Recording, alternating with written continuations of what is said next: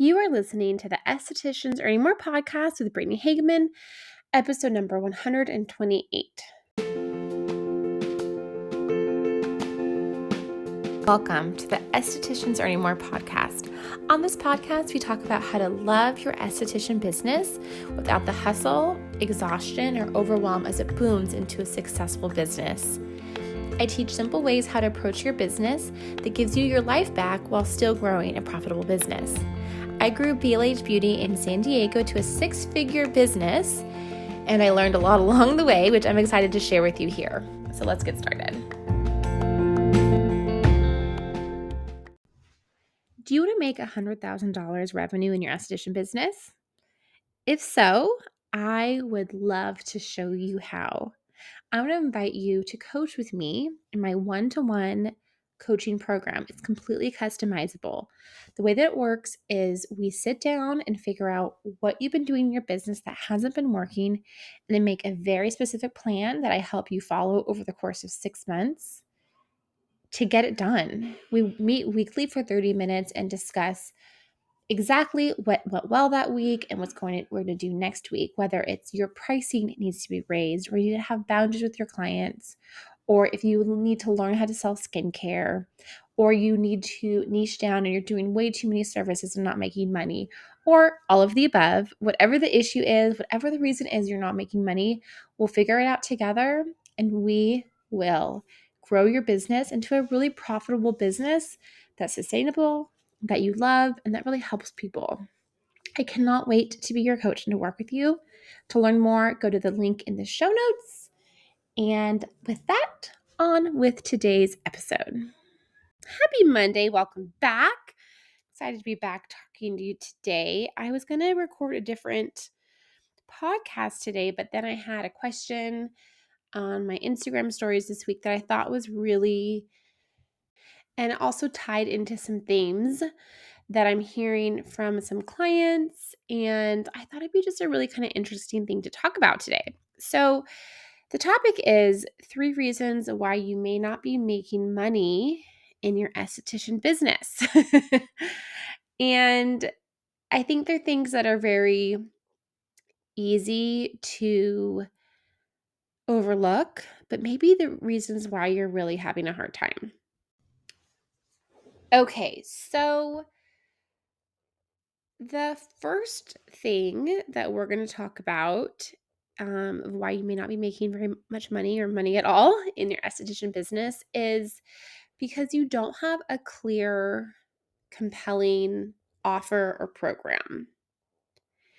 I think one of the reasons that, doing acne has become so popular is because it's so profitable, because it's a very clear program that you as the esthetician have been taught and you execute it.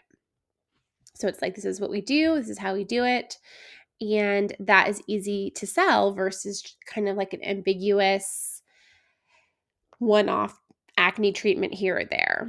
And honestly, you can do this for anything that you do in your business. Something that I work with my clients on developing and building a program for them that's individualized, that's unique, that can make it even more compelling and profitable than anything else that you may do out there. And it doesn't have to be acne, it can be anything that you want. And this is when people are doing a lot of different services. So they're doing lashes and waxing and facials and brow lifts and,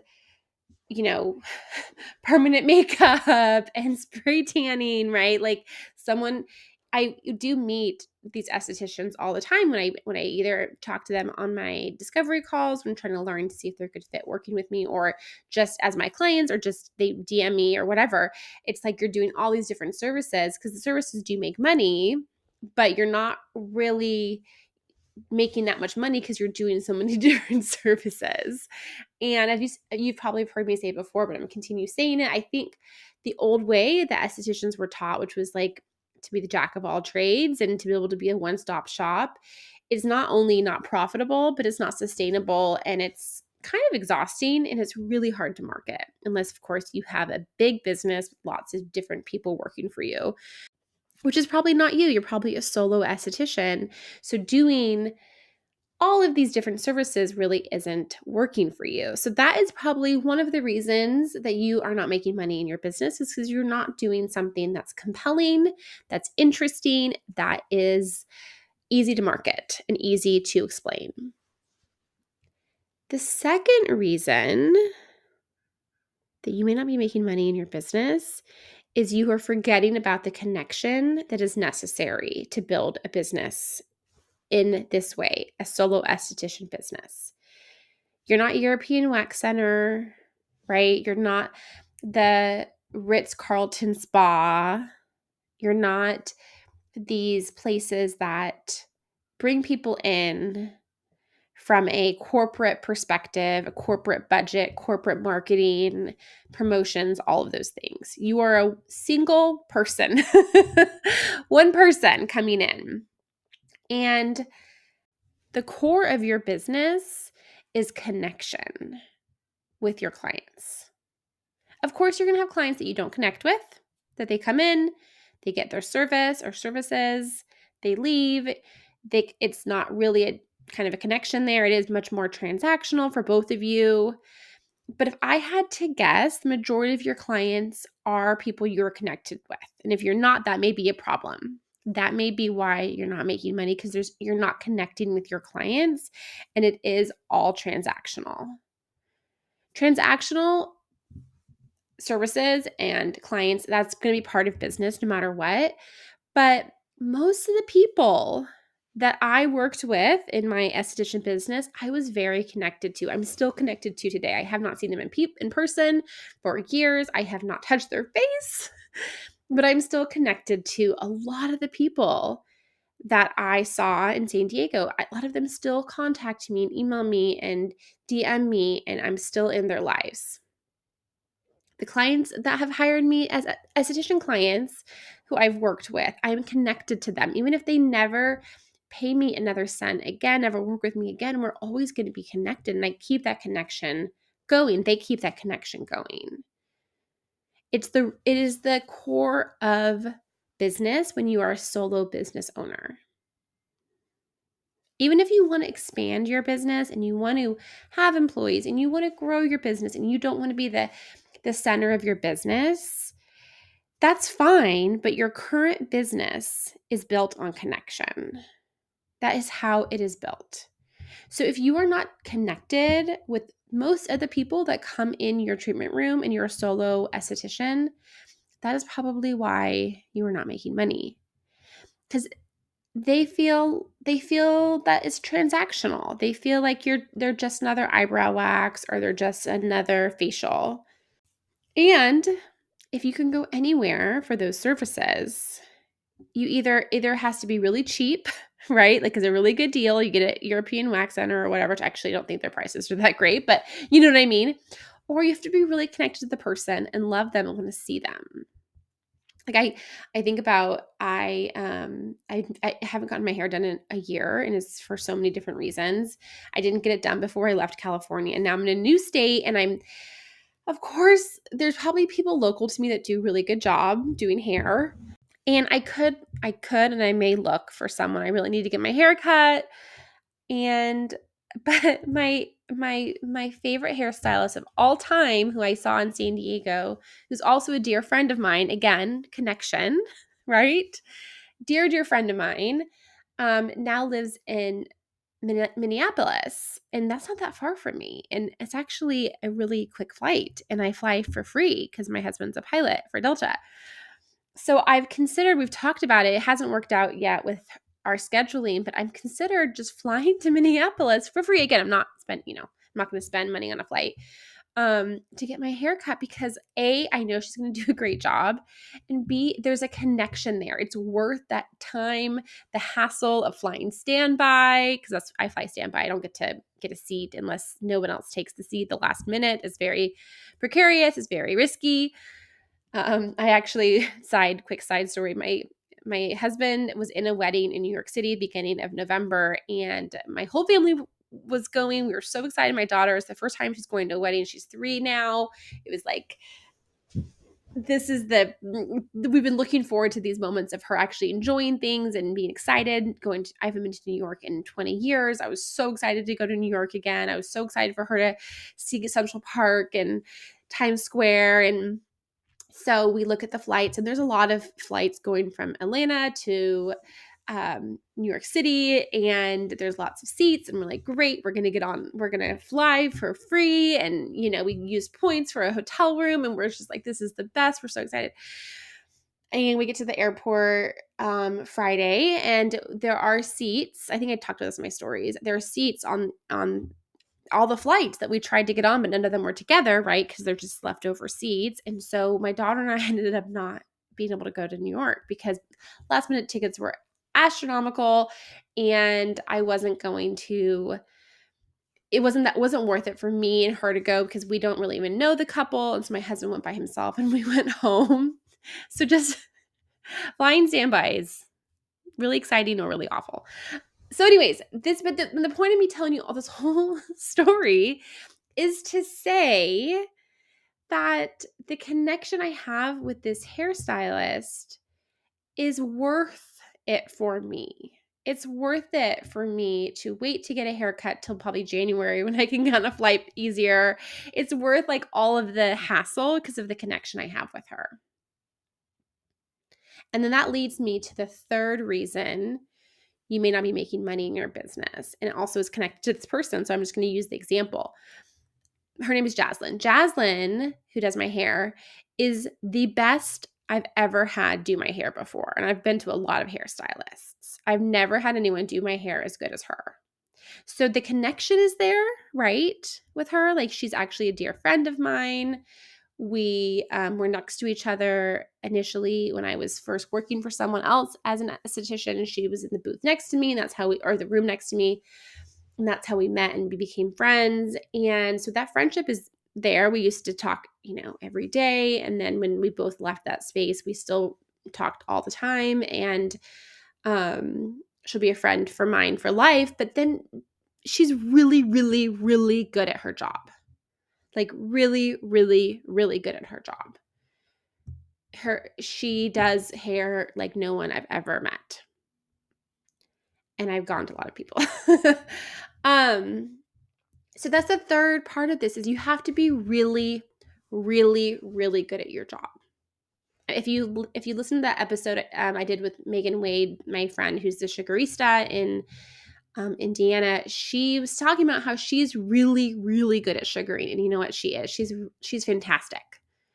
I've never had anyone sugar me the way that Megan sugars. And I haven't been to that many people sugaring, but she's absolutely fantastic. She's really good at it. Not only is the service quick, but she like sometimes people like warm up the sugar on your skin. I don't know if you've ever been sugared before, and that hurts me so much. Like just pulling of hair as like they're warming it up. And she never did that. The sugar was warmed up, and she would just put it on and pull it off. And it was much more like waxing in that sense. There wasn't like this pulling of my hair before it was removed. And I'd go to other people sugared after that, and I was like, ow, like them just putting the sugar on my skin was painful, let alone the pulling of the sugar. And I'm like, why am I doing this when I can go to waxing where it doesn't hurt when wax goes on, it only hurts when the wax comes off, right? So I was like, wow, Megan is like so much better than anyone I've ever met with sugaring. She really practiced her craft. She practiced and she practiced and she practiced and she practiced until she got really good. Same with Jaslyn. Jaslyn has practiced my hairstylist and practiced and practiced and practiced and gotten really, really good at what they do. That they are literally better than everyone around them. So how do you do that? Right? Your brain may automatically go to more education. I'm not saying that's not the right answer for you. I don't know, but that is not necessarily the right answer either. Education does not necessarily mean you're good at your job. It's practicing doing your job over and over again. And your job isn't just knowing the products you're using and the protocols that you have. It's the connection, it's talking to your clients, it's building that relationship. It is actually walking them through the service.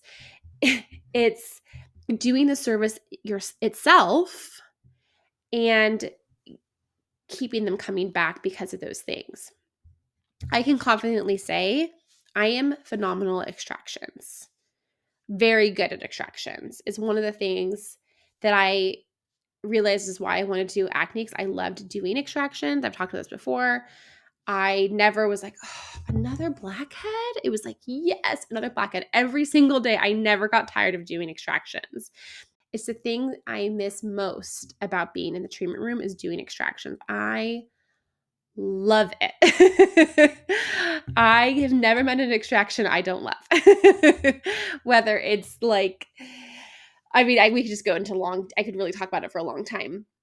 And I'm really good at extractions. I had a lot of clients, obviously, that still needed skin treatments when I left San Diego, and they may have found other estheticians that they liked as people and connected with, but they always told me their extractions were not nearly as good as mine.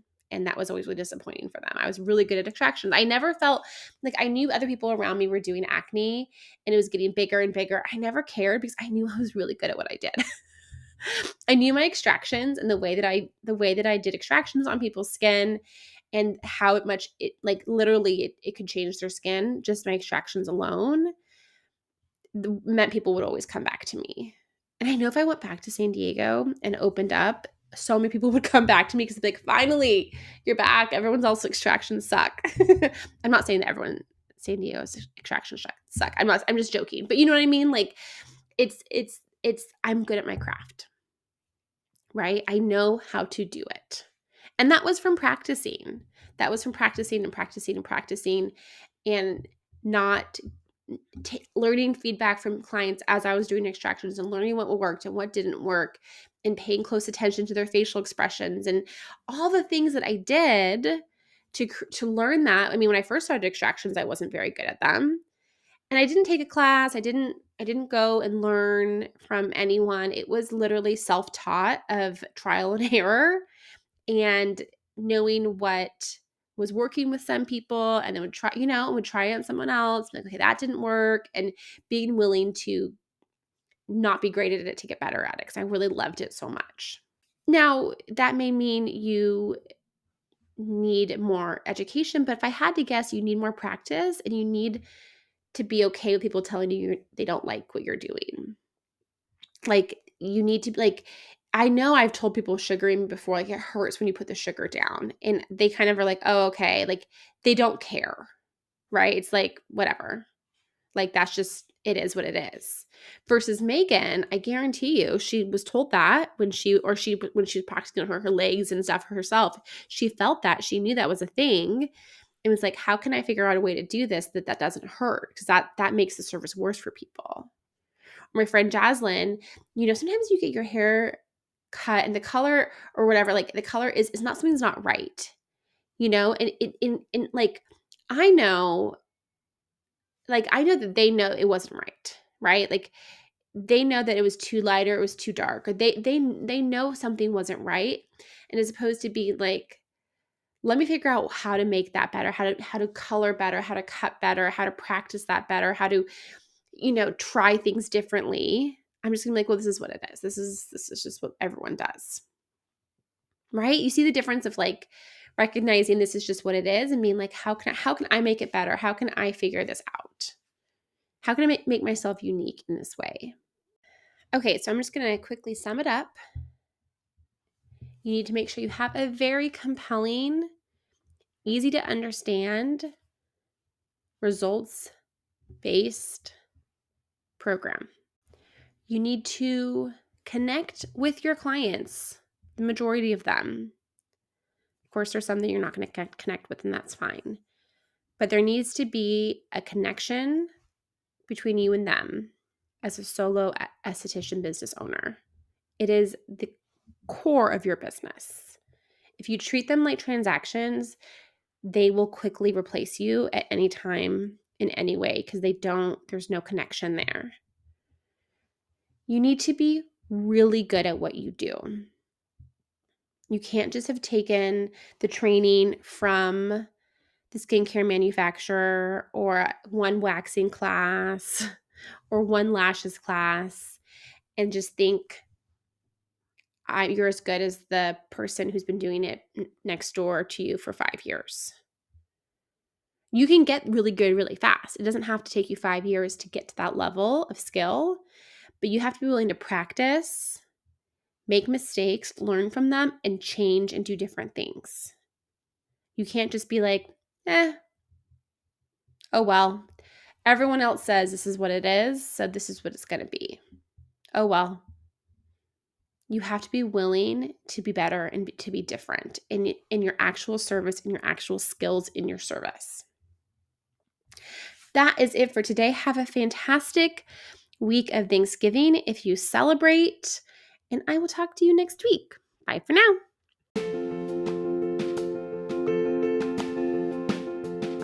Hey, if you like this podcast, please rate and review on whatever podcast platform you're listening to.